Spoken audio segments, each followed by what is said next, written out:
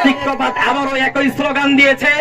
America এবং ভারতের ইসরায়েলের দালালরা তাদের মদতপুষ্ট হয়ে বাংলাদেশের মেয়েদেরকে জেনা ব্যভিচারে লিপ্ত করার জন্য, পতিতা বানানোর জন্য তারা তাদের কমিশনের মধ্যে, অসংখ্য কমিশনের নিয়ম নীতির মধ্যে একটা নীতি উল্লেখ করেছে যে নারীরা, যৌন কর্মীরা শ্রমিকের মর্যাদা পাবে। নাউজুবিল্লাহ বলেন। আমি এটাই বলে শেষ করতে চাই, আপনি আমি মুসলমানকে যেই নারী ভোগ করার জন্য, যেই নারীকে দিয়ে সারা জীবন সুখে থাকার জন্য, মেন্টালিটি ফ্রেশনেসের জন্য আল্লাহ তৈরি করেছে, হালাল টাকা দিয়ে, মোহর দিয়ে আমার বিবিকে আমি আমার ঘরে নিয়েছি, পক্ষান্তরে আরেকজন চরিত্রহীন বেশ্যা পতিতালয় অন্য জায়গাতে টাকার কারণে তার দেহ, তার চামড়াবাদী করবে, চামড়ার ব্যবসা করবে, তাহলে বলেন একজন চরিত্রবান আদর্শিক স্বামীর স্ত্রী আর একজন বাজারে পতিতা বেশ্যার স্ত্রীর মর্যাদার ভিতরে পার্থক্য কি?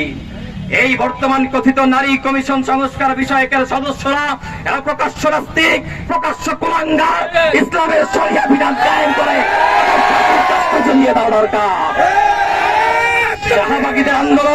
শাহবাগীদের আন্দোলন আমরা ভুলি নাই, আমরা শাহবাগকে উৎখাত করেছি।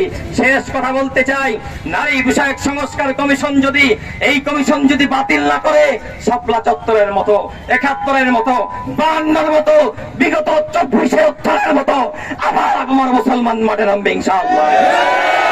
সংগ্রামী তাওহীদি জনতা, এই বিষয়কে সামনে নিয়ে, মৌলিক ৪টা বিষয়কে নিয়ে নারী বিষয়ক সংস্কার কমিশন, যেটা কুরআন সুন্নাহ সরাসরি বিরোধী, এটাকে বাতিল করতে হবে। সংবিধানে বহুত্ববাদ, যেই মুসলমান একত্ববাদের জন্য লড়াই করে, যেই মুসলমান এলায়ে কালিমাতুল্লাহর জন্য জিহাদ করে, এই মুসলমান কখনো বহুত্ববাদ মানতে পারে না। কথা বলেন ঠিক কিনা? ফ্যাসিবাদের আমলে দায়েরকৃত বাংলাদেশের সকল আলেম ওলামাদের উপরে মিথ্যা মামলাকে প্রত্যাহার করতে হবে। শাপলা চত্বর ১৩-র মধ্যে নির্বিচারে মাদ্রাসার তালেবুল আলেম সহ রিকশাওয়ালা, দিনমজুর, শ্রমিকের উপরে নির্বিচারে গুলি করেছে ওই ফ্যাসিস্ট হাসিনা এবং তৎকালীন সময়ের দোষরদেরকে প্রকাশ্য বাংলাদেশে এনে বিচার করতে হবে। এবং ফিলিস্তিন এবং ভারতে মুসলমানদের যে গণহত্যা করছে, আমরা আমাদের উন্নয়ন চাই না, আমরা আমাদের পার্শ্ববর্তী দেশের মুসলমান ভাইদের সঠিকভাবে, সুন্দরভাবে বেঁচে থাকার অধিকার নিশ্চিত দেখতে চাই। এই ৪টা মৌলিক দাবিতে বাংলাদেশের সর্বসাধারণের সংগঠন কোন দলের সংগঠন নয়, কোন মতের সংগঠন নয়, এটা হলো প্রত্যেকটা মুসলমানের সংগঠন, প্রত্যেকটা ইমানের সংগঠন, প্রত্যেক মুসলমান দাবিদারের সংগঠন হেফাজতে ইসলাম বাংলাদেশ।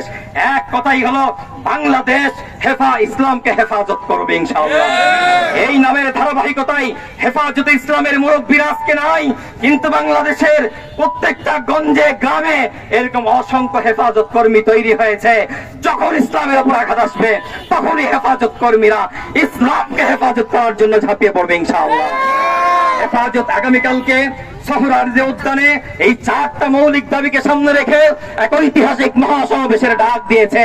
উক্ত সমাবেশকে সফল করার লক্ষ্যে চাঁপাইনবাবগঞ্জ জেলা শাখার হেফাজতের নেতৃবৃন্দরা আজকে একত্রিত হয়েছে। এই মুহূর্তে